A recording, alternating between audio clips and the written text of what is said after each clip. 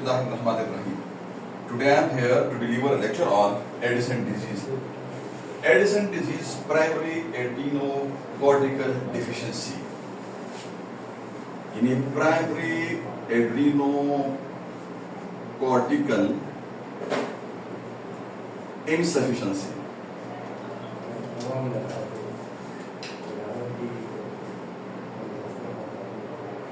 This is your kidney and this is your suprarenal gland. This is the cortex of suprarenal gland.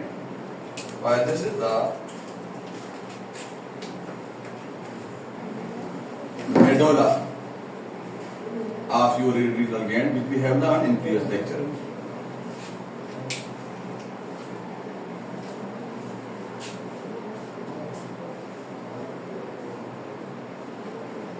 Adrenocortical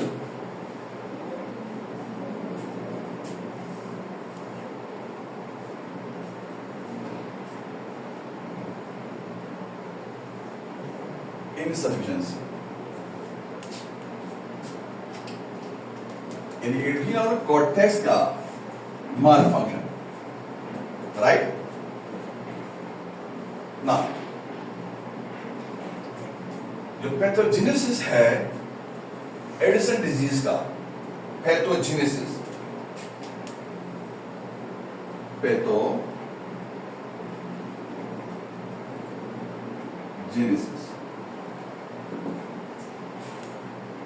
दो तरीकों से है। Number 1,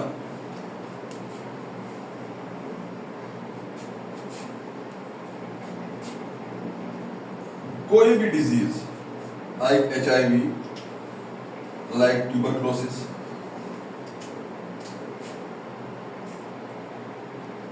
like autoimmune,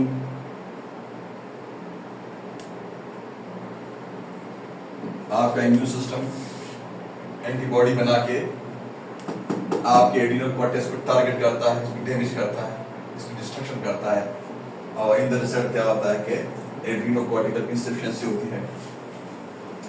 disease affect करता है adrenal cortex को, adrenal cortex को। In the result क्या होता है कि एड्रिनोकॉर्टिकल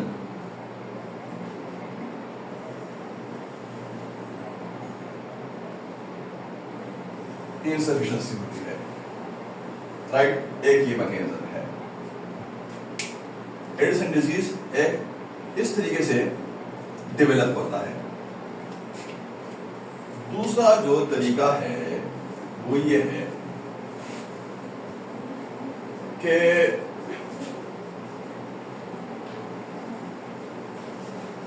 जब कभी भी आपका जो पिट्यूटरी ग्लैंड है उसमें कोई डिफेक्ट पैदा होता है, मतलब कोई नीक्रोसिस होता है, एट्रोफी होती है, कोई पिट्यूटरी ट्यूमर होता है, राइट। तो इन रिजल्ट क्या होता है कि जो पिट्यूटरी ग्लैंड है ये फेलियर में जाता है। जब कभी भी पिट्यूटरी ग्लैंड फेलियर में जाएगा,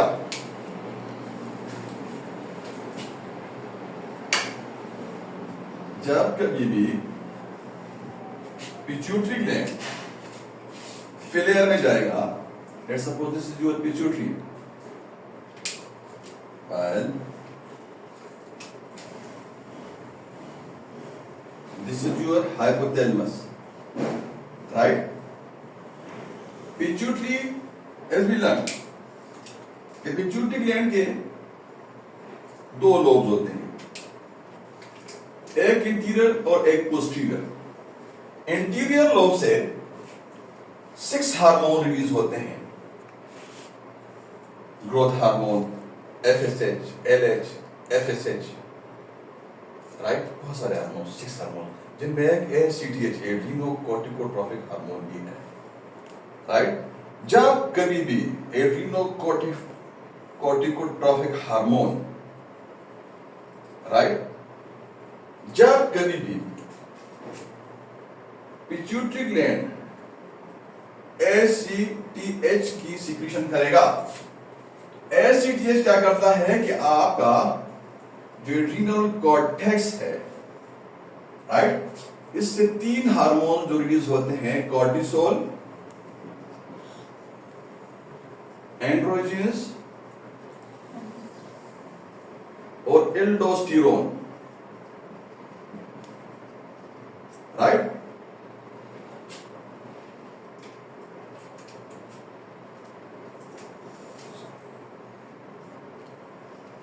ये 2 hormone, cortisol, this is also known as glucocorticoid, और एंड्रोजन को स्टिमुलेट करवा के ये रिलीज करवाता है एड्रिनल कॉर्टेक्स से ACTH, राइट। जब कभी भी आपका पिट्यूटरी ग्लैंड का निक्रोसिस होगा, जब कभी भी आपके पिट्यूटरी ग्लैंड की एट्राफी होगी, ट्यूमर होगा, राइट, तो नतीजे के तौर पे पिट्यूटरी ग्लैंड है ये फेलियर में जाता है। जब ये फेलियर में जाएगा तो जो इसके हार्मोन्स हैं, राइट, जो 6 हार्मोन इंटीरियर पिट्यूटरी से हैं और 2 हार्मोन पोस्टीरियर पिट्यूटरी से हैं, ये हार्मोन जो है इसकी डिफिशियंसी हो जाएगी। जब इसकी डिफिशियंसी ACTH की डिफिशियंसी होगी, राइट, ACTH की डिफिशियंसी होगी आपके ब्लड स्ट्रीम में, तो इन द रिजल्ट क्या होगा कि स्टिमुलेशन आपके एड्रिनल कॉर्टेक्स को नहीं मिलेगा पीछे से। जब कभी भी एड्रिनल कॉर्टेक्स को स्टिमुलेशन नहीं मिलेगा तो in the result cortisol reduce होगा और एंड्रोजन भी रिड्यूस होगा, और ये लीड करेगा एडिसन डिजीज को, ये एड्रीनोकॉर्टिकल इनसफिशिएंसी को, राइट। तो हमारे पास मैकेनिज्म आ गए पैथोजेनेसिस में। नंबर 1 के डायरेक्ट आपका एड्रिनल कॉर्टेक्स जो होता है, कोई भी डिजीज लाइक आपका इम्यून सिस्टम एंटीबॉडी बना के एड्रिनल कॉर्टेक्स को डैमेज करता है, डिस्ट्रॉय करता है। कोई वायरस, HIV, राइट, कोई एसिड फास्ट बेसिलस ट्यूबरकुलोसिस का बैक्टीरिया क्या करता है, इसको डैमेज करता है, राइट। डायरेक्ट एड्रिनल ग्लैंड में प्रॉब्लम होती है, जबकि आपका जो पिट्यूटरी ग्लैंड होता है और हाइपोथैलेमस होता है, ये नॉर्मल रहते हैं। This is what we call, anyone जी, this is what we call primary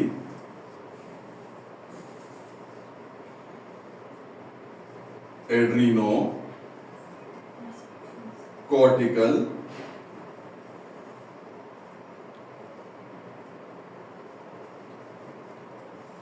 insufficiency, ये प्राइमरी एड्रीनल कॉर्टिकल इनसफिशिएंसी। और अगर तो आपका एड्रीनल कॉर्टेक्स ठीक है,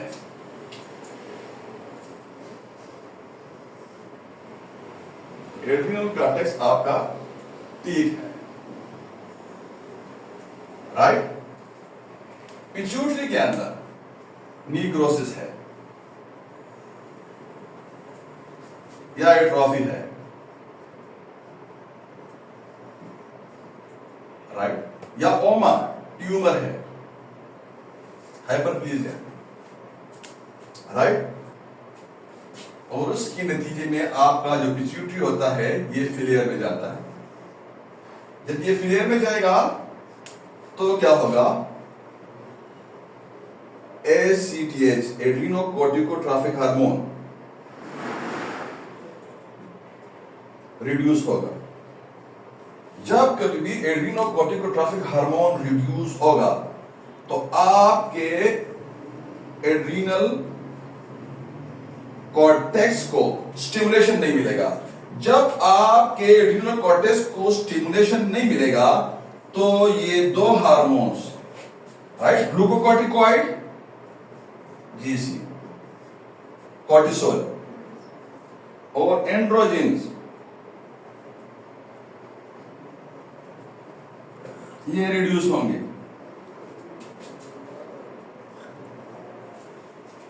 और ये लीड करेगा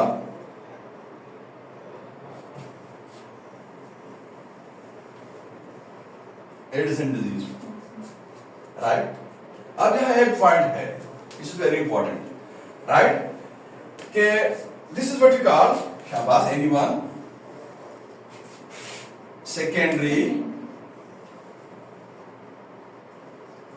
adrenocortical rhythm insufficiency.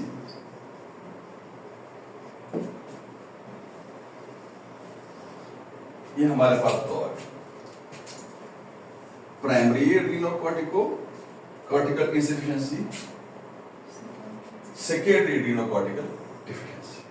ना कैसे आपने डिफरेंशिएट करना है, इस पॉइंट पे बात कर रहा था कि the patient suffering from secondary adrenocortical insufficiency और primary adrenocortical insufficiency. Primary adrenocortical insufficiency में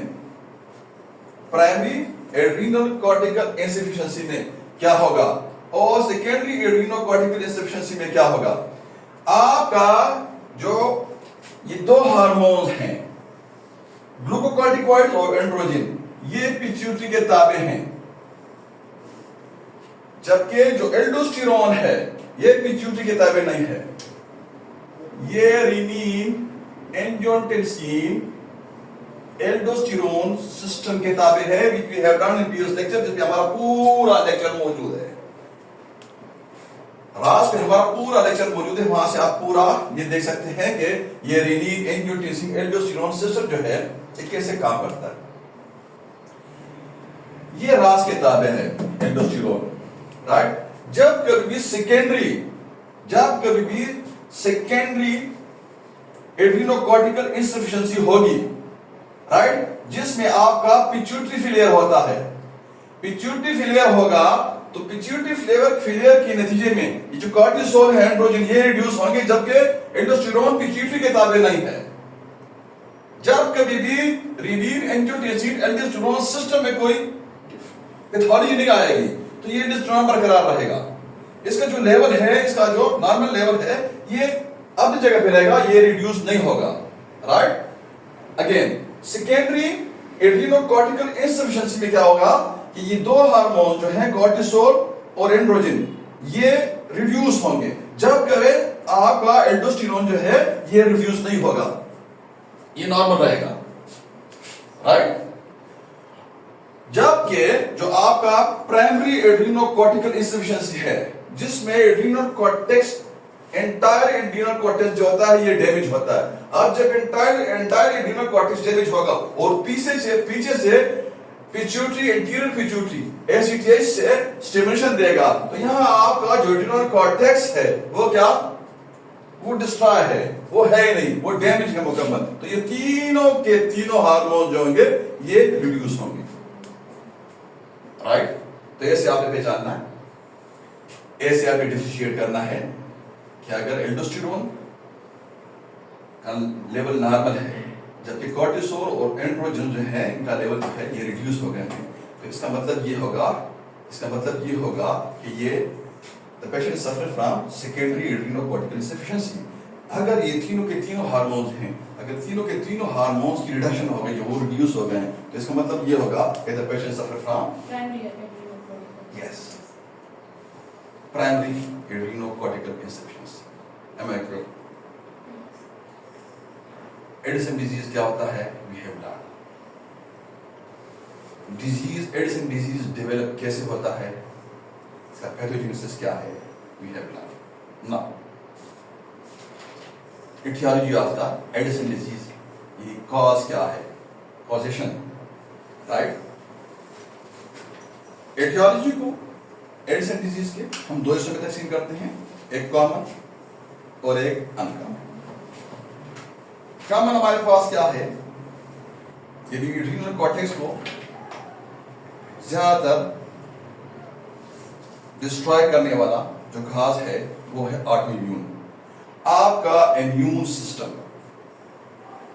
सिस्टम मिस्टेकनली आपके एड्रीनल कॉर्टेक्स को दुश्मन समझ के उसके खिलाफ एंटीबॉडी, इम्यूनोग्लोबुलिन बना के उसको टारगेट करता है, राइट।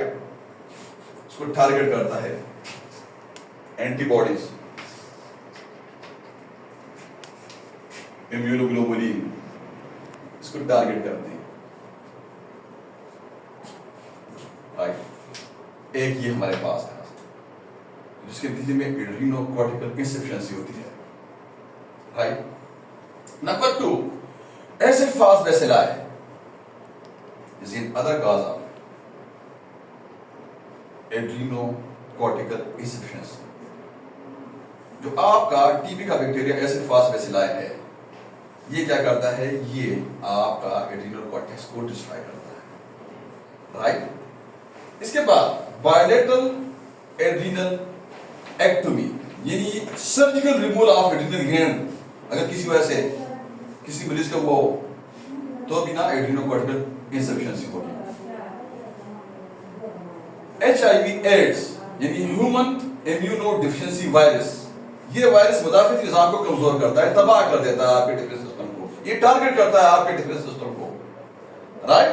जो आमतौर पर जिस्म को बीमारियों, जो आपके डिफेंस सिस्टम है आपका क्या करता है, बीमारियों से लड़ने में आपका मदद करता है, ये आपके उस डिफाइस सिस्टम को टारगेट करता है, राइट। ये वायरस जो है ये भी आपका एड्रीनल कॉर्टेक्स को डिस्ट्रॉय करता है, राइट। जो अनकॉमन काजेज हैं, राइट, उनमें सबसे पहले जो हमारे पास काज आता है वो है metastatic carcinoma and metastatic lymphoma. Metastasis क्या होता है, shifting of disease in spread of CSS from the original tumor, from the original tumor to the other part of the body in इंतकाल इन्वर्स, राइट। अब carcinoma क्या होता है और lymphoma क्या होता है, देखिए oma tumour proliferation, neoplasia, right. Carcinoma यानी tumour of epithelial tissue, lymphoma tumour of lymphatic tissue, right. अब ये जब कोई भी ये शिफ्ट करेगा, मेट करेगा, राइट, एड्रीनल कॉर्टेक्स की तरफ, तो भी आपका एड्रीनल कॉर्टेक्स जो होता है इसकी इंसफिशिएंसी होती है, इसकी मालफंक्शनिंग होती है। बायलेटरल एड्रीनल हेमोरेज भी एक कॉज है एड्रीनल कॉर्टिकल इंसफिशिएंसी का, एड्रीनल कॉर्टेक्स के इंसफिशिएंसी का ये भी एक काज है, लेकिन हेमोरेज, एड्रीनल हेमोरेज और इंफाक्शन जानते हैं, निक्रोसिस होता है सेल की डेथ, एपोप्टोसिस क्या होता है, सेल का तबाही डेथ, निक्रोसिस क्या होता है, सेल्स का कत्ल, गैर तबीयी मौत, और इंफाक्शन क्या होता है, टिश्यूज की मौत, right. This is what we have learned in the lecture of the pathology, right. Infarction या हेमोरेज आपके एड्रीनल ग्लैंड का, ये भी लीड करता है एड्रीनल कॉर्टिकल इंसफिशिएंसी को। इंट्राएड्रीनल हेमोरेज, आपके एड्रीनल ग्लैंड के अंदर अगर जजानी खून होता है, ये भी एड्रीनल कॉर्टेक्स की इंसफिशिएंसी को लीड करेगा, जिसको कहते हैं Waterhouse Friderichsen syndrome. Waterhouse Friderichsen syndrome में क्या होता है, इसमें आपके एड्रीनल ग्लैंड के अंदर जजानी खून होता है, या राइट, यानी एड्रीनल फेलियर, यानी एड्रीनल कॉर्टेक्स का फेलियर हो जाए एड्रीनल ग्लैंड के अंदर जजानी खून के। Am I clear? जो अक्सर औकात जो होता है ना, उसका वजह क्या होता है, सेप्सिस होता है, राइट। क्वेश्चन ये है कि सेप्सिस क्या होता है, आपके खून में बैक्टीरिया, वो बैक्टीरिया जो पीप बनाने वाले हैं,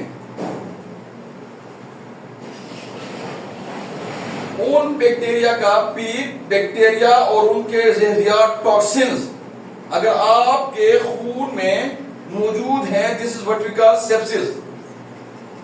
अब ये बैक्टीरिया पीप बनाने वाले, इनका पीप, बैक्टीरिया और टॉक्सिन्स ब्लड स्ट्रीम में, ब्लड फ्लो में जाते हैं एड्रीनल ग्लैंड की तरफ, एड्रीनल ग्लैंड के अंदर घुसते हैं और वहां इंटरनल हेमोरेज कर देते हैं, और इन रिजल्ट क्या होता है, आपका जो एड्रीनल कॉर्टेक्स है ये फेलियर में जाता है, इसकी इंसफिशिएंसी होती है, राइट।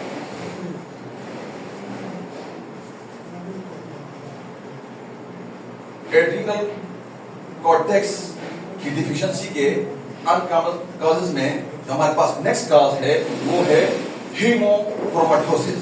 हीमोक्रोमेटोसिस क्या होता है, आयरन ओवरलोड, इसको ब्रोंज डायबिटीज भी कहते हैं।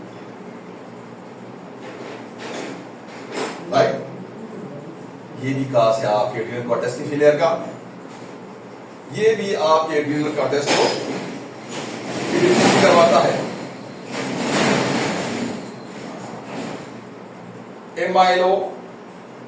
एमाइलोइडोसिस, एमाइलॉइड प्रोटीन की एक किस्म है। Oasis increase, prefix amyloid, amyloid protein की किस्म, type of protein, protein nitrogen hydrogen carboxylic acid, amino acid chain protein, right. Amyloid protein की किस्म, ओसिस इंक्रीज। अब जब कभी इंक्रीज एमाइलॉइड प्रोटीन होगा तो ये भी लीड करेगा एड्रिनल कॉर्टेक्स की इंसफिशिएंसी को। Is that clear? Any question up to this? No question. Now, clinical features यानी clinical presentation क्या होगा मरीज का, right? Clinical presentation में हमने क्या साइन और सिम्टम का तकसीम करना है, right? साइन और सिम्टम है, साइन वो होते हैं जो डॉक्टर ऑब्जर्व करता है, सिम्टम वो होती है जो मरीज बताता है, right? So let's start from the chronic presentation. Symptoms: weakness, कमजोरी, lethargy, drowsiness, right, weight loss, nausea, vomiting, fever, अनस्टैंड, एंडोरोसिया, लॉस ऑफ एपेटाइट, नींद लगेगी, कॉन्स्टिपेशन, कब्ज होगा, एब्डोमिनल पेन होगा, इम्पोटेंसी होगी due to the deficiency of androgens, right. क्या आपका एड्रिनल कॉर्टेक्स होता है उसकी डिस्ट्रक्शन हुई होती है या आपका पिट्यूटरी फेलियर को होता है, डिप्रेशन होगा, सिंकोपी होगी, सिंकोपी,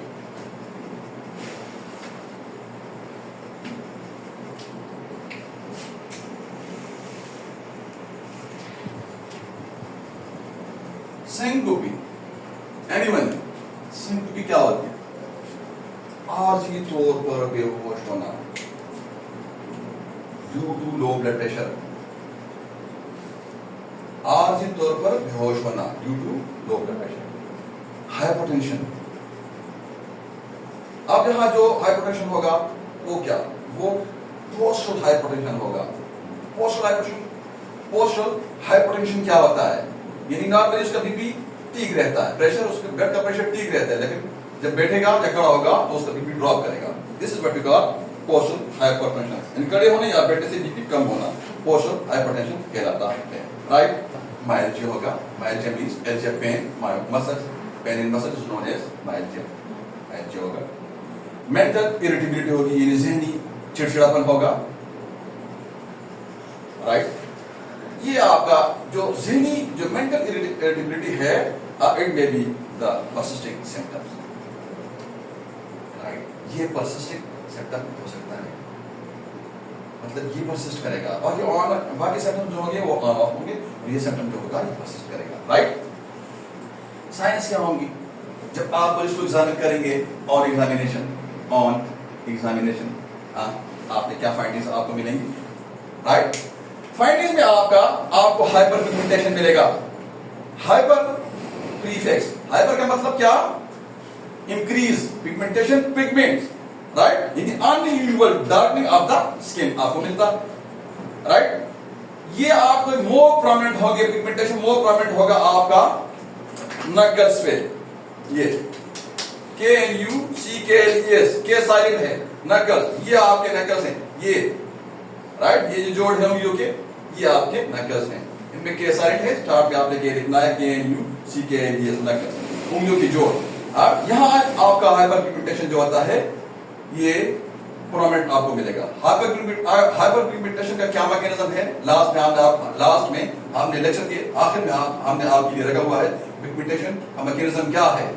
पिगमेंटेशन जो होते हैं आपके जिस्म पे, ये कैसे नमूदार होते हैं, क्या मैकेनिज्म है, वो हमने आपको समझाना है, राइट। तो आपने क्या करना है, आपने मरीज को एग्जामिन करना है कि आप जब मरीज को एग्जामिन करते हैं तो ऑन एग्जामिनेशन आपको क्या फाइंडिंग्स मिलती हैं, राइट। तो आपका जो पिगमेंटेशन है ये पहला हमारे पास इसका साइन है। पिगमेंटेशन आपका मोस्ट कॉमन नकल्स पे, एल्बोस पे, नी पे, ठीक है जी, पोस्टीरियर नेक पे, this is interior neck, this is posterior neck पे आपको मिलेंगे, पामर क्रीजेस पे, राइट, बकल केविटी में और नेल बेड्स पे आपको मिलते हैं। हाइपरटेंशन मिलता है, स्पेशली वी हैव लर्न कि पोस्ट हाइपरटेंशन जो हाइपरटेंशन होता है वो होगा, ये इसकी एक बड़ी मिसाल है। मतलब ऑलमोस्ट जो होता है ये हमेशा ये प्रेजेंट रहेगा,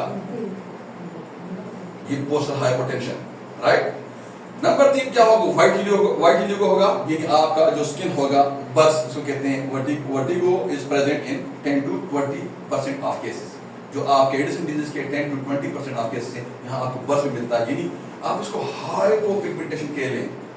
हाइपर पिगमेंटेशन जो होता है ये क्या होता है? ये unusual darkening of the skin होता है, और जब ये व्हाइटनिंग ऑफ द स्किन होता है, white Helio, right, this is the opposite of the hyper pigmentation, white Helio, right. White Helio क्या है? हाइपोपिगमेंटेशन है। हाइपर पिगमेंटेशन आपका unusual darkening of the skin है, राइट। 3 हमारे पास आ गई, pigmentation, hypotension, specially postal, white Helio. ये हमें साइंस मिलेंगी जब हम मरीज को एग्जामिन करते हैं, राइट। स्मॉल हार्ट मिलेगा हमें, hyperplasia of lymphoid tissue, right. Hyperplasia, hyper increase plegia number, this is what we have learned in the lectures of the pathology, cellular adaptation, right। जैसे हमने ट्रॉफी पढ़ा, जहां हमने हाइपरट्रॉफी पढ़ा, हमने हाइपरप्लेजिया, मेटाप्लेजिया, डिस्प्लेजिया, ये सारे हमने पढ़े। सेल जब कभी सेल का अनफेवरेबल कंडीशन से वास्ता पड़ता है तो सेल एडाप्टेशन करता है, उसको बचाने की कोशिश करता है, या फिर मरता है तो निक्रोसिस होता है, पूरा टिश्यू बढ़ता है तो इन्फेक्शन होता है। अगर बचता है, राइट, तो वो मैकेनिज्म क्या होता है? कभी वो अपने साइज वजन को कम करता है, कभी अपने साइज को बड़ा करता है, कभी अपने नंबर को ज्यादा करता है। यहाँ क्या है? आपका स्मॉल हार्ट होगा, हाइपरप्लेजिया होगा लिम्फाइड टिश्यू का, और स्केंटी आपके एक्सिलरी और प्यूबिक हेयर्स होंगे, राइट। ये हमारे पास 4 साइंस आ गए, 4 साइंस हमारे पास आ गई on examination. Am I clear? Dehydration, पानी की नमकियात की कमी, जनरल वेस्टिंग, जनरल जो उसके बॉडी के अंदर ऊपर स्केलेटल मसल्स होंगे उसकी वेस्टिंग होगी, वो गलेंगे, राइट, जनरल वेस्टिंग।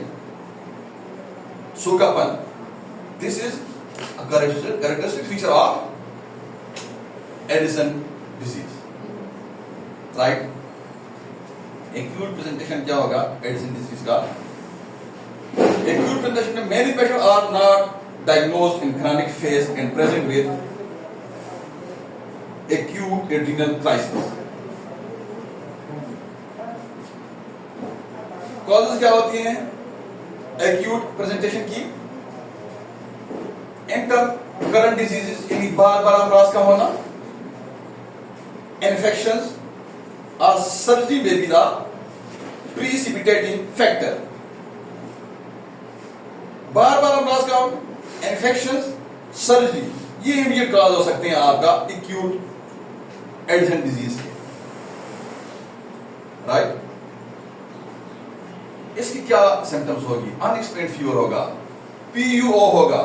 पीयूओ जानते हैं? PUO stands for what? P for pyrexia, U for unknown, O for origin. Pyrexia from unknown, और अनएक्सप्लेन्ड फीवर होगा, तो इसको नाजिया होगा, वोमिटिंग होगा, डायरिया होगा, दस्त होंगे, उल्टी होंगे, मसल्स क्रैम्प्स, इन पट्टों में दर्द होगा। हाइपोग्लिसीमिया, जो शुगर लेवल है वो ड्रॉप करेगा, हाइपोग्लिसीमिया होगा, hypo decrease glycaemia, glucose, right, hypoglycaemia होगा। हाइपरकैलेमिया, यानी तो आपका कैल्शियम है उसका लेवल ब्लड में ज्यादा होगा, राइट। जब भी आप मरीज को ऑर्डर करते हैं, प्रिस्क्राइब करते हैं, एडवाइस करते हैं क्या? इलेक्ट्रोलाइट्स, राइट, तो आपको वहां ये मार्कर्स मिलती हैं, पोटेशियम आपको ज्यादा मिलेगा, और आपको जो सोडियम है ये आपको कम मिलेगा। सर्कुलेटरी शॉक होगा मरीज को, क्या होगा? Circulatory shock. Now question is that कि सर्कुलेटरी शॉक क्या होता है? सर्कुलेटरी शॉक ये होता है जब कभी भी आपका कोई रोड ट्रैफिक एक्सीडेंट होता है, कोई ट्रॉमा होता है, कोई आपका मेट्रोलेजिया होता है, पोस्टमार्टम हेमोरेज होता है, आपका अंदर से ब्लड जो होता है, हेवी ब्लड लॉस होता है आपका, राइट। तो आपका जो आपके जो ऑर्गन्स होते हैं, आपके जो टिश्यूज होते हैं, सेल्स होते हैं, उनको खून का वॉल्यूम जो होता है और प्रेशर जो होता है वो कम होता है। तो आपका जो ब्लड प्रेशर मेजरिंग डिवाइस यहाँ लगा हुआ है आपके हर नीफ्रॉन पे, ब्लड प्रेशर मेजरिंग डिवाइस लगा हुआ है, which we have learned in the lecture of the renin-angiotensin aldosterone system, right. वो ब्लड प्रेशर मेजरिंग डिवाइस जो है JGA जस्टा ग्लोबुलस अपरेटस जो है इसमें कोवेरियंट रिसेप्टर्स हैं, आपके रीडिंग रिलीज करने वाले हैं, आपके कीमो रिसेप्टर्स हैं, सोडियम सेंसर सेल्स हैं, आपके प्रेशर सेंसर सेल्स हैं, वो सेंस करते हैं, रीडिंग रिलीज करते हैं। लेकिन अगर बहुत ही हेवी लॉस होता है तो ये आपका JGA सिस्टम जो होता है ये फेलियर हो जाता है और नतीजे के तौर पे आपको क्या होता है कि सर्कुलेटरी शॉक होता है, डिक्रीज ब्लड फ्लो होता है to the tissue of the body होता है और जिसके नतीजे में आपका जो मुतालिका जो आर्गन होता है वो मरना शुरू हो जाता है, उसका malfunction होता है, right. This is what we call circulatory shock, यानी decrease blood flow to the tissue of the. Is that clear? Any question on this? कैसे आप लोगों ने इन्वेस्टिगेट करना है एडिसन डिजीज को, आपने कैसे डायग्नोज करना है, राइट। ब्लड यूरिया आप प्रिस्क्राइब करते हैं मरीज को, राइट। ये क्या है? आपका RFT है, रीनल फंक्शन टेस्ट है। Urea crate, urea, blood urea and serum electrolytes जो होंगे, यूरिया क्या होगा? ये ज्यादा होगा, 40 तक नॉर्मल होता है, राइट। क्रेट जो होगा वो भी ज्यादा होगा। अब ये क्या वी हैव लर्न कि आपका सर्कुलेटरी शॉक होता है। जब कभी भी आपकी किडनी को सर्कुलेटरी शॉक होगा तो किडनी फेलियर में जाएगा। जब किडनी फेलियर में जाएगा तो वो क्या करेगा? वो एक्सक्रीशन नहीं कर सकेगा, वो मेटाबॉलिज्म नहीं कर सकेगा, उसके जो रेगुलेटरी फंक्शन है वो चीजों को रेगुलेट नहीं कर सकेगा। ये आपको रील। अब मैं आपको बताऊं एक पॉइंट की बात, यहाँ आपका क्लिनिकल एक्सपीरियंस से जो आपके RFTs हैं, रीनल फंक्शन टेस्ट हैं, यूरिया क्रेट, ये तब आपको ना पॉजिटिव ये मार्कर्स आते हैं जब आपका किडनी जो होता है 2/3, जब आपका किडनी डैमेज होता है तो, राइट। जो हमारे पास बेहतरीन मार्कर है रीनल फंक्शन को चेक करने का, जो आपके अगर किडनी आपका किडनी पिन पॉइंट भी डैमेज होता है तो वो आपको इंडिकेशन देगा। उसको कहते हैं micro albumin spot, micro albumin spot, right. ये टेस्ट जो है ये इंतहाई रिलायबल है और इससे जो ऑथेंटिक टेस्ट है वो करेक्ट है। और यूरिया जो है ना वो रिलायबल टेस्ट नहीं है, क्योंकि जो मसल मास मरीज का ज्यादा होगा तो भी यूरिया जो होगा ये रेज, राइट। इसलिए क्रेट जो होता है वो और आपका माइक्रो स्पॉट जो है ये किडनी फंक्शन को अच्छे तरीके से इंडिकेट करता है, राइट। अगर आप माइक्रो स्पॉट से मरीज को किडनी की फंक्शन को पकड़ते हैं तो आप उसको रिवर्स करने में आपको बहुत चांस होते हैं, राइट। क्लियर? सोडियम डिक्रीज होगा जब आप इन्वेस्टिगेट इलेक्ट्रोलाइट्स एडवाइस करेंगे तो, पोटेशियम इंक्रीज होगा, कैल्शियम इंक्रीज होगा। आप उसको RBS लिख के देते हैं या आप उसको ब्लड रैंडम ब्लड शुगर लिख के देते हैं तो क्या होगा? रैंडम ब्लड शुगर में और फास्टिंग ब्लड शुगर में वो लो होगा। फास्टिंग ब्लड शुगर 70 से कम होगा फास्टिंग पे, राइट। मतलब ये कि नॉर्मल जो लेवल्स होंगे, नॉर्मल जो शुगर के लेवल होंगे उससे शुगर कम होगा, या हाइपोग्लाइसीमिया होगा, राइट। आप उसका ब्लड CBC करवाते हैं जिसको ब्लड CP भी कहते हैं, FBC फुल ब्लड काउंट भी कहते हैं, राइट। आप ये कंप्लीट ब्लड काउंट जो है यहाँ आपको क्या मार्कर्स मिलेंगे? ये हेमाटोलॉजी है, यहाँ आपको मार्कर्स मिलते हैं कि आपका जो न्यूट्रोफिल्स होते हैं, न्यूट्रोफिल्स ये क्या होंगे? ये कम होंगे, लिम्फोसाइट ज्यादा होंगे और यूसिनोफिल जो होंगे ये आपको ज्यादा मिलेंगे। चेस्ट एक्सरे में आपको क्या मिलता है? जब आप मरीज का एक्सरे करवाते हैं तो आपको क्या मिलेगा? चेस्ट एक्सरे को कहते हैं CXR, chest x-ray. Chest x-ray में आपको क्या फाइंडिंग मिलती है? चेस्ट एक्सरे यानी CXR में शो ट्यूबरकुलोसिस। आप जब ब्लड शेडो चेक करते हैं, राइट, तो आपको जो अपर लोग है यहाँ आपको प्राइवेट ट्यूबरकुलोसिस कॉम्प्लेक्स मिलेगा, जो सफेद रुई होती है बिल्कुल ऐसे आपको लंग्स पे मिलेगा। Fungal infection, cancer is a possible cause. CT scan अगर लेटेस्ट स्कैन होता है, इसके आगे इससे जो लेटेस्ट स्कैन है वो है MRI स्कैन, उसके आगे PET स्कैन और फिर CAT स्कैन। PET स्कैन और CAT स्कैन पाकिस्तान में मौजूद नहीं है, MRI और CT स्कैन पाकिस्तान में मौजूद है, राइट। CT स्कैन पे आपको क्या मार्कर्स मिलते हैं, right. CT scan shows small non-calcified adrenal gland in autoimmune Addison disease. CT scan पे आप देखते हैं तो आपको छोटा नॉन कैल्सिफाइड या नॉन हार्डन नरम एड्रिनल ग्लैंड मिलेगा, जो इंडिकेट करता है इसको ऑटोइम्यून एडिसन डिजीज को। जब ऑटोइम्यून एडिसन डिजीज क्या, जब ऑटोइम्यून इम्यून सिस्टम आपके एड्रिनल कॉर्टेक्स के खिलाफ एंटीबॉडी बना के राइट उसकी डिस्ट्रक्शन करेंगे, तो सीटी स्कैन पे आपको एड्रिनल ग्लैंड छोटा मिलेगा और नरम मिलेगा, राइट। और अगर आपको सीटी स्कैन पे एड्रिनल ग्लैंड जो होता है ये इनलार्ज मिलता है, छोटा नहीं मिलता, स्मॉल नहीं मिलता, इनलार्ज मिलता है, ये किसको इंडिकेट करेगा? मेटास्टेटिक डिजीज को, मेटास्टेटिक कार्सिनोमा को और मेटास्टेटिक लिम्फोमा को ये शो करेगा। और अगर आपको ये जो एड्रिनल ग्लैंड है आप सीटी स्कैन पे चेक करते हैं, सीटी स्कैन देखते हैं आप, राइट, उसको देखते हैं, आप देखते हैं तो आपको एड्रिनल ग्लैंड मिलता है सख्त, नरम नहीं मिलता, सॉफ्ट नहीं मिलता, सख्त मिलता है, राइट। तो 50% चांस इस चीज का होगा ट्यूबरक्लोसिस का। ये ट्यूबरक्लोसिस की वजह से, एसिड फास्ट बेसिलाई की वजह से एड्रिनल कॉर्टेक्स जो है इसकी डिस्ट्रक्शन का, इसकी इनसफिशिएंसी का,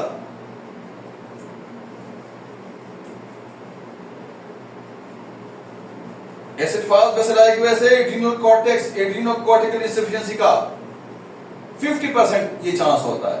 फर्दर एवोल्यूशन आपने करना है, फर्दर वर्कअप आपने करनी है, ठीक है जी, और मार्कर्स आपने चेक लैब मार्कर्स सारे आपने चेक करनी है, लेकिन उसी बेसिस पे आपने क्या करना है, वर्कअप करना है, आगे और इवैल्यूएट करना है और डायग्नोसिस तक आपने पहुंचना है और फिर आपने कॉज को रिमूव करना है, राइट। आप ये जो सीटी स्कैन पे आपको सर्फ मिलता है एड्रिनल ग्लैंड, राइट, 50% तो आपका ट्यूबरक्लोसिस का चांस है। इसके अलावा adrenal haemorrhage we have learn in the etiology of the Addison disease, right. आप 50% के बाद जो चांस होता है ये एड्रिनल हेमोरेज का होता है, एड्रिनल ग्लैंड के अंदर जब हेमोरेज सेप्सिस की वजह से हमने पढ़ा, तो ये भी चांस हो सकता है कि इस वजह से सख्त हो जाए, राइट। मिलेनियमा, मिलेनियोमा, ये वर्ड देखें, ये कंपाउंड वर्ड है, इसका एक प्रीफेस है, एक पोस्टफेस है। मीनिंग मिलिनोसाइट्स, मेनियन melanocytes, melanocytes special skin cells हैं, cyte cell, cytology, study of cell, cytology, cytology, cyte cell, right. यहां क्या है? मिलिनोसाइट्स, मिलिनोसाइट्स मिलेनिन बनाने वाले सेल जो स्किन में होते हैं, राइट, मिलेनिन बनाने वाले सेल्स जो स्किन में होते हैं, राइट। उनका मेलिनियोमा, अटेंशन प्लीज, मेलिनियोमा यानी rapid immature uncontrol rapid immature growth of division of cells is known as जी proliferation. This is what we call cancer. This is what we call tumor. This is what we call tumor. ये क्यों होता है? Jeans तो जिम्मेदार होते हैं। जो आपका ऑन्कोजीन है ये इनिशिएट करवाता है, ये एक्सेलरेटर है। Forward for cell division 1 1 2 4 8 16 32 64 cell replication, mitosis, meiosis, right. कौन सा जीन? ऑन्कोजीन एक्सेलरेट करता है सेल डिवीजन को। आप जब कभी भी जरूरत पूरी होगी बॉडी की सेल डिवीजन की, तो ब्रेक भी तो लगना है जी, ब्रेक भी तो लगना है। ब्रेक क्या है? एंटी ऑन्कोजीन ब्रेक लगा। अब जब एंटी ऑन्कोजीन यानी ब्रेक फेल होता है, ब्रेक खराब होता है, तो डिवीजन नहीं रुकेगा। जब डिवीजन नहीं रुकेगा तो गूमड़ बनेगा, मास बनेगा, लंप बनेगा, कैंसर बनेगा, रसोली बनेगी, ब्रेन ट्यूमर बनेगा। Am I clear? अब आ जाए अपने पॉइंट पे, सीटी स्कैन पे आपको एड्रिनल ग्लैंड सख्त मिलता है, 50% चांस आपके टीबी का है, और उसके बाद आपका चांस है एड्रिनल हेमरेज का। और जो हम राइट नो जिस पॉइंट पे डिस्कशन कर रहे हैं वो है मिलिनियोमा, मिलिनियोसाइट्स का ट्यूमर। यानी स्किन सेल्स का प्रोलिफरेशन, स्किन के जो सेल्स होते हैं उनका ट्यूमर, उनका proliferation. Am I clear? In simple words, क्या? Skin cancer. सिंपल वर्ड्स में क्या है कि स्किन कैंसर, स्किन कैंसर जो है इसमें भी आपको सीटी स्कैन पे आप एड्रिनल ग्लैंड देखते हैं तो वो आपको सख्त मिलता है, कैल्सिफाइड मिलता है, राइट? फियोक्रोमोसाइटोमा, ये भी एंडोक्राइनोलॉजी का डिजीज है जिसपे हमने बात करनी है आगे, जिसपे आपने सेपरेट लेक्चर करना है। राइट नाउ हम सीटी स्कैन की इंटरप्रिटेशन कर रहे हैं और आप फाइंड आउट कर रहे हैं, वर्कअप कर रहे हैं। हमें एड्रिनल ग्लैंड सीटी स्कैन में कैल्सिफाइड मिल रहा है, हमारे जहन में क्राइटेरिया आ रहा है डायग्नोस्टिक, हमारे जहन में ट्यूबरकुलोसिस आ रहा है, हमारे जहन में एड्रिनल हेमरेज आ रहा है, हमारे जहन में स्किन कैंसर मेलिनोमा आ रहा है, हमारे जहन में फियोक्रोमोसाइटोमा आ रहा है, राइट? आप इस पे हमने आगे लेक्चर करना है। राइट नाउ हमने सिर्फ एक पॉइंट समझना है कि this is small vascular tumour of your adrenal medulla. जो आपका एड्रिनल मेडोला है, ये वाला, ये इसका ट्यूमर है, इसको कहते हैं फियोक्रोमोसाइटोमा, राइट? ये आपने कॉमन टेस्ट जो हमारे पास थे इन्वेस्टिगेशन में, वो हमने आपको बताया उसका इंटरप्रिटेशन कि वो आपने कैसे इंटरप्रेट करना है। अब हमने जाना है आगे नेक्स्ट पॉइंट की तरफ, स्पेसिफिक टेस्ट क्या हैं जो पिन पॉइंट ठापा लगाते हैं कि the patient suffering from primary adrenocortical insufficiency और the patient suffering from secondary adrenocortical insufficiency, right? Any question after this? No question. Specific test में आपने क्या करना है? सबसे पहले आपने सीरम कोर्टिसोल लिख के देना है। सीरम कोर्टिसोल, वो आपने ग्लूकोकॉर्टिकॉइड लेवल चेक करने हैं। क्या चेक करना है? अटेंशन, क्या चेक करना है? आपने कोर्टिसोल चेक करना है, सीरम कोर्टिसोल। ग्लूकोकॉर्टिकॉइड्स के लेवल्स आपने चेक करने हैं। वी हैव लर्न ये डिक्रीज होंगे, क्या? ये डिक्रीज होंगे। आप कब करना है? सीरम कोर्टिसोल 5 मिलीग्राम पर डेसीलीटर एट 8 AM, 8 बजे is diagnostic, right? Especially if there is simultaneous evaluation of ACTH, cortisol का लेवल 8 बजे सुबह क्या होगा? 5 मिलीग्राम से कम होगा। लेकिन अगर इसके साथ ACTH जो है, ACTH ये आपको इंक्रीज मिलेगा। वाह!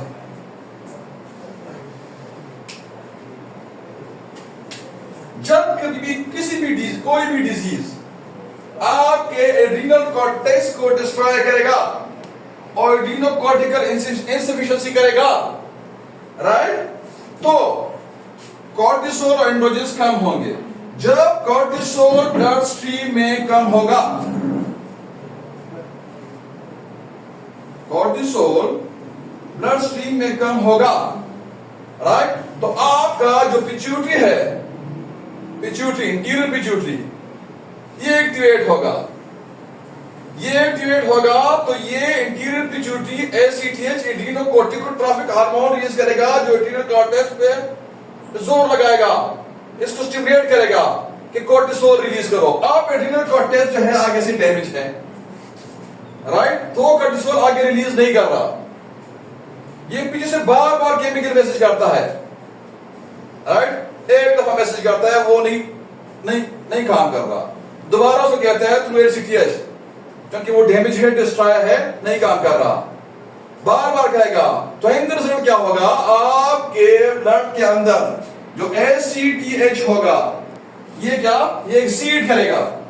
इसका मतलब क्या है कि इसका मतलब ये होता है कि आपका पिट्यूटरी ठीक है, वो पीछे से बार बार केमिकल मैसेज कर रहा है, लेकिन आगे से आपका जो एड्रिनल कॉर्टेक्स है, ये एंटायर, ये पूरा का पूरा इसकी डिस्ट्रॉय है, डैमेज है, ये काम नहीं कर रहा, इसकी वजह से कॉर्टिसोल अपनी लेवल पे नहीं आ रहा।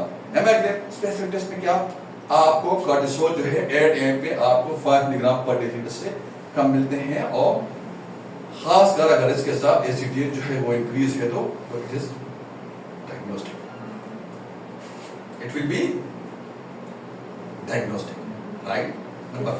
नंबर 2 आपने टेस्ट लिख के देना है स्पेसिफिक में, ACTH stimulation test, ACTH stimulation test, failure of plasma cortisol to rise following administration of ACTH. पहले मरीज से क्या ब्लड सैंपल लेते हैं, राइट, क्या करते हैं, पहले मरीज से ब्लड सैंपल लेते हैं, नापते हैं बेसलाइन कॉर्टिसोल को, राइट, मापते हैं, this is baseline, baseline cortisol को, और यहां से देखते हैं कि ऊपर जाता है कि नहीं जाता, ठीक है जी।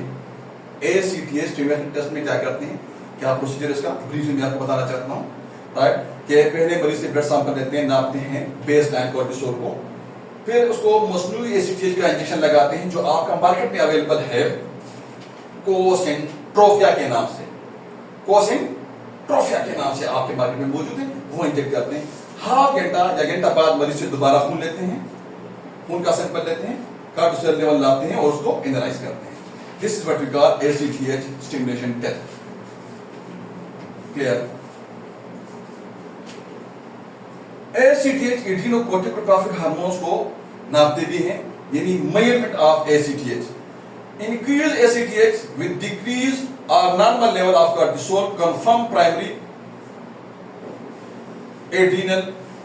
adrenocortical insufficiency. This is what we have learned.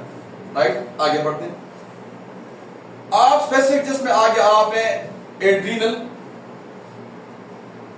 यानी एंटी एड्रीनल एंटीबॉडीज टेस्ट लिख के देने हैं फॉरवर्ड कि ऑटो इम्यून के इम्यून सिस्टम मिस्टेकली इम्यूनोग्लोबुलिन बना के एंटीबॉडीज मौजूद हैं, वो तो नहीं कर रहा, तो आपने ब्लड में एंटी एड्रीनल एंटीबॉडीज चेक करने हैं, राइट।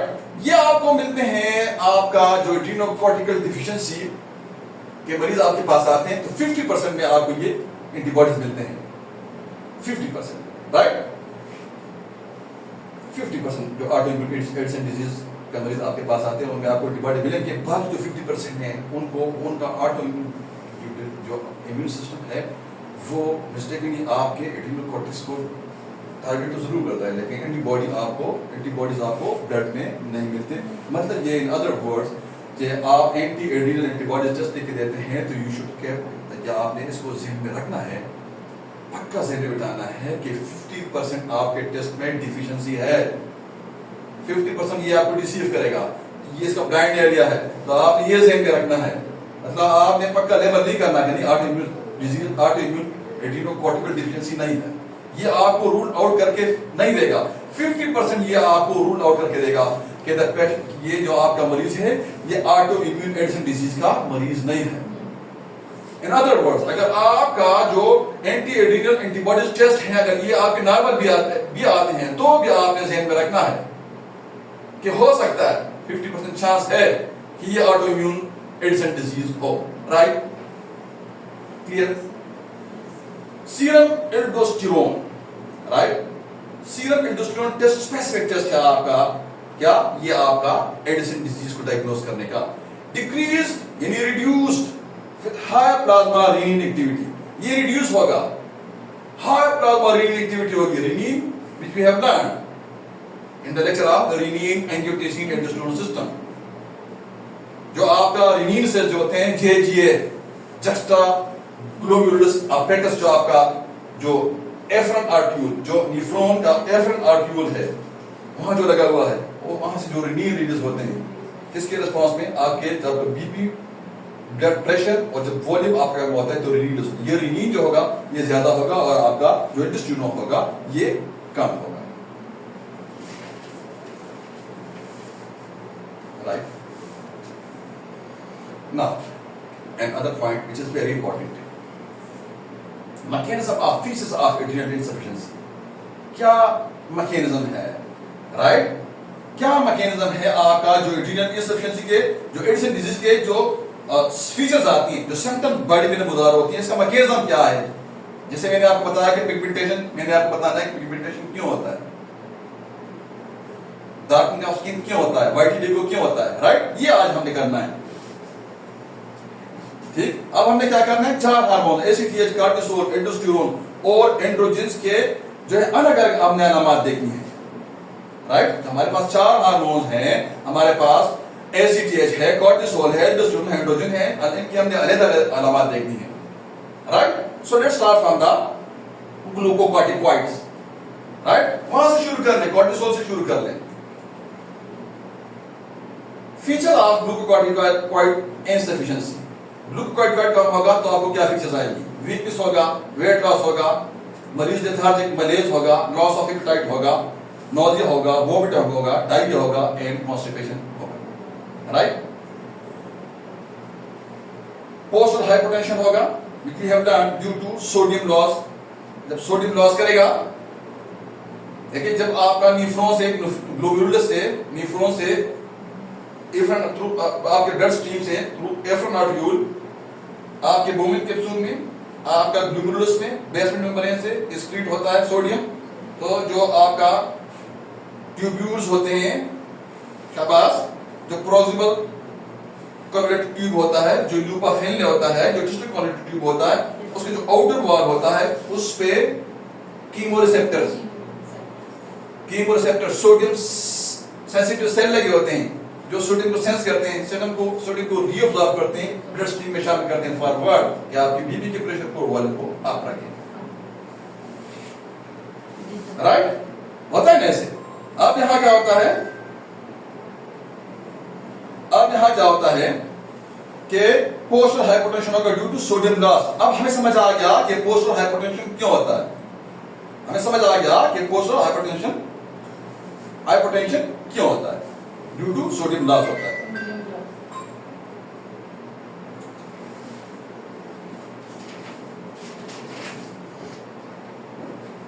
हाइपोग्लाइसीमिया होगा, राइट? शुगर का लेवल ड्रॉप करेगा, राइट? ये आपकी किस चीज की, ग्लूकोकॉर्टिकॉइड की सिम्टम्स हैं। जब कॉर्टिसोल कम होगा तो ये सिम्टम्स होंगे। अब जब कभी भी मिनरलोकॉर्टिकॉइड्स यानी एल्डोस्टेरोन कम होगा, जो अंडर द इन्फ्लुएंस ऑफ रास है, राइट? तो उसकी क्या फीचर्स होंगे, कलेक्टिवली तो हमने पढ़ा ना। अब जो फीचर इसकी हैं वो क्या होंगी, वो हाइपोटेंशन होगा, राइट? सोडियम डिक्रीज होगा, पोटेशियम इंक्रीज होगा, यानी बीपी लो होगा। This is the features of mineralocorticoid insufficiency. यानी एल्डोस्टेरोन जब कम होगा तो ये ब्लड प्रेशर कम होगा, ये सोडियम कम होगा, पोटेशियम ज्यादा होगा। अब जब एच सिक्रीशन इंक्रीज होगा फ्रॉम पिट्यूटरी, एसीटीएच, ठीक, तो आप उसकी क्या फीचर्स आएंगे, पिगमेंटेशन होगा। बताया था ना आपको कि आपको पिगमेंटेशन की क्या मैकेनिज्म को आपको समझाना है। तो पिगमेंटेशन आप होगा आप expose area and pressure areas पे, जो आपके एक्सपोज एरिया है और प्रेशर एरिया है वहां आपको पिगमेंटेशन मिलेगा। For example elbow, knees, palmar creases, knuckles, we have learned mucous membrane and conjunctiva, आपको जो व्हाइट पार्ट है आई बॉल का, ठीक है? अब क्वेश्चन ये है कि पिगमेंटेशन क्यों होता है, क्या मैकेनिज्म है, right? Now question is that कि ये पिगमेंटेशन क्यों है, ठीक है जी, क्यों होता है, क्या मैकेनिज्म है, ये हमने करना है। देखिए जब कभी भी आपका एड्रीनल जो कॉर्टेक्स होता है इसका मालफंक्शन करता है, इसकी इनसफिशिएंसी होती है, तो आपका जो ब्लड स्ट्रीम होता है, अटेंशन, जब कभी भी आपके एड्रीनल कॉर्टेक्स की इनसफिशिएंसी होती है ड्यू टू एनी रीजन, चाहे प्राइमरी है चाहे सेकेंडरी है, राइट? लेकिन आपके एड्रीनल कॉर्टेक्स की इनसफिशिएंसी हो गई और उसकी जो 3 हार्मोन्स हैं, या तीनों के 3 प्राइमरी में या सेकेंडरी में 2, वो रिड्यूस हो गए, राइट? आपके ब्लड स्ट्रीम में कॉर्टिसोल का लेवल भी कम होगा, ग्लूकोकॉर्टिकॉइड का लेवल भी कम होगा, राइट? जब ग्लूकोकॉर्टिकॉइड का लेवल कम होगा, this what we have learn, अब मैं आपको करता हूं, समाप्त करता हूं। तो no feedback to bad effect to pituitary, adrenal cortex damage, right? Insufficiency, blood stream cortisol level कम, वो right. No feedback to pituitary, no feedback to pituitary. Feedback क्या होता है कि बस करो और इस टेस्ट मत भेजो, उसका मैंने कर दिया है, बस सर हो गया sir, clear sir, okay sir. Feedback नहीं मिलता. ओके सर, या फीडबैक क्यों नहीं मिलता? कॉर्टेक्स डैमेज है, कॉर्टिसोल अप नहीं हो रहा, कॉर्टिसोल अपने लेवल पे पीछे से केमिकल मैसेज होगा पिट्यूटरी से. जब कभी भी कॉर्टेक्स ठीक होता है, कॉर्टेक्स नॉर्मल होता है, सेट होता है, तो ये क्या करता है, ये रिलीज कराता है, कॉर्टिसोल भी रिलीज करवाता है, एंड्रोजन भी रिलीज करवाता है और एल्डोस्टेरोन भी रिलीज करवाता है. जब ये लेवल पूरा करता है तो ये फीडबैक मैकेनिज्म होता है. पिछले कहते हैं कि okay sir, clear sir, right. अब no feedback mechanism, feedback mechanism नहीं है पिट्यूटरी को. पिट्यूटरी एसिटिएज सिक्रीशन कंटिन्यूस करेगा, which we have learned, continues करेगा. अब क्या होगा, along with MSH. यहां एक पॉइंट समझ लें, यहां मैंने आपको समझाया हुआ है, ठीक. along with MSH. MSH stands for what? Melanin stimulating hormone. Melanin जानते हैं melanin क्या होता है? Melanin आपका होता है, ये आपका जो मेलिनोसाइट्स हैं, स्किन के जो सेल्स हैं, ये melanin रिलीज करते हैं. ये आपके अल्ट्रावायलेट रेस से भी आपको बचाते हैं और आपके स्किन को कलर भी देते हैं. Pigment, dye, colour, right. आपके स्किन को कलर कहां से मिलता है?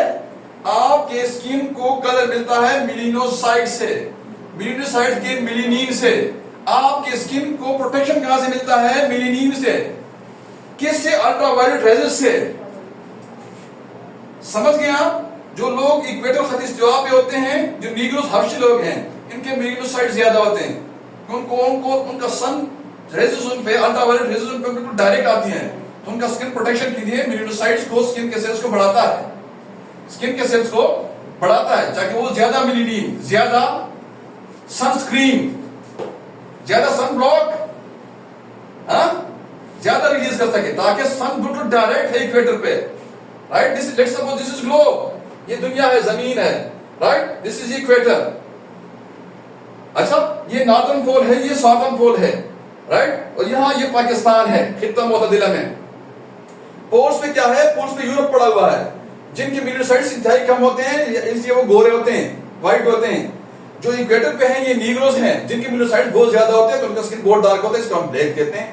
और एक ये पाकिस्तान है, दरमियान में, इक्वेटर और पोल के दरमियान में. यहां इनके लोग, ये लोग कलर है, दरमियाने हैं, इनके मेलिनोसाइट्स दरमियाने हैं, इनके मेलिनोसाइट्स इक्वेटर पे बहुत ज्यादा है, इनके जो है बहुत ही कम है. इन पे सूरज की शुआएं बहुत ही कम पड़ती हैं, इन पे दरमियानी पड़ती हैं, इन पे बहुत ज्यादा पड़ती हैं. समझाने का मकसद ये है कि आपके स्किन के मेलिनोसाइट जो होते हैं, ये मेलेनिन बनाते हैं. मेलेनिन का फंक्शन क्या है? आपके स्किन को कलर, आपके बालों को कलर, आपके आईज को कलर और आपको अल्ट्रावायलेट रेज से बचाना. तो जहां इक्वेटर पे सूरज की शुआएं सीधी पड़ती हैं, ज्यादा आपको प्रोटेक्शन की जरूरत होती है. ज्यादा मेलिनोसाइट तो आप ब्लैक होते हैं, यहाँ आपका दरमियाना रंग होता है गर्दनी, और यहाँ आपका बिल्कुल व्हाइट होता है. M I clear? नाउ वापस आ जाए. एड्रीनल कॉर्टेक्स जो होता है, इसकी सफिशिएंसी होती है, राइट. कोर्टिसोल कम होता है, एल्डोस्टेरोन कम होता है ब्लड में, एंड्रोजन कम होता है ब्लड में, राइट. कॉर्टेक्स डैमेज है, पीछे से एसीटीएच स्टिमुलेशन करवाता है, ये फीडबैक नहीं देता कि सर हो गया काम. तो जब ये फीडबैक नहीं होगा, पिट्यूटरी जो होगा एसीटीएच सिक्रीशन कंटिन्यूस करेगा, along with attention MSH, melanin stimulating hormone. Melanin stimulating hormones भी जिन सेल से आपका पिट्यूटरी, इंटीरियर पिट्यूटरी के जिन सेल से आपका एड्रीनोकोर्टिकोट्रॉफिक हार्मोन रिलीज होता है, वहां से MSH भी रिलीज होता है, right. MSH stand for melanin stimulating hormone. यहां तक समझ आ गया आप लोगों को? आगे melanin stimulating hormone which is also secreted by the same cells that secrete ACTH, as I mentioned, right. MSH in increase हो गया जी, यहां तक हम समझ गए। एमएसएच इंक्रीज स्टिमुलेट करता है आपको मोर मेलिनोसाइट्स को। एमएसएच स्टिमुलेट करता है मोर मेलिनोसाइट्स को, समझ रहे? जिस तरह यहां इक्वेटर पे स्टिमुलेशन होती है मोर मेलिनोसाइट्स की, राइट? मेलिनोसाइट्स स्किन सेल्स, तो skin cells, MSH skin cells को स्टिमुलेट करता है, right? Melanocytes produce what? Melanin, which we have learned in excessive amount. Clear? बहुत सारे मिकदार में मेलानिन को रिलीज करते हैं, रिजल्टिंग इन ये pigmentation, darkening of skin. Am I clear? समझ आ गया कि मेलानिन क्या होता है, मेलिनोसाइट क्या होता है, स्किन सेल्स होते हैं स्पेशलाइज प्रोड्यूस करते हैं मेलानिन। मेलानिन शील्ड है, शील्ड है, शील्ड कवर है, ब्लॉक है, सनस्क्रीन है, शील्ड है। द सेल, सेल के लिए, सेल के डीएनए के लिए, सेल का जो डीएनए होता है ये आपका ये शील्ड है the cell DNA from UV damage, ultra violet damage, right? अब आपको समझ आ गया कि आपके जो डिक्स होते हैं ब्लैक क्यों होते हैं, उनके जो बच्चे पैदा होते हैं यहाँ इस इलाके पाकिस्तान में भी या यूरोप में भी, तो वो भी ब्लैक होते हैं क्योंकि उनके डीएनए में चेंज आया होता है। क्लियर? सारा मैकेनिज्म समझ गए? ठीक। आप ये आपका मेलानिन जो है ये आपके स्किन कलर आए इसके जिम्मेदार हैं, ठीक? ये आपका जो खास है पिगमेंटेशन का, कि पिगमेंटेशन जो होता है ये क्यों होता है, ये मैंने आपको लेक्चर के स्टार्ट में बताया था कि मैंने आपको बताना है कि हाइपर, समझाना है कि क्या मैकेनिज्म है हाइपर पिगमेंटेशन का। Is that clear? Any question up to this? No question.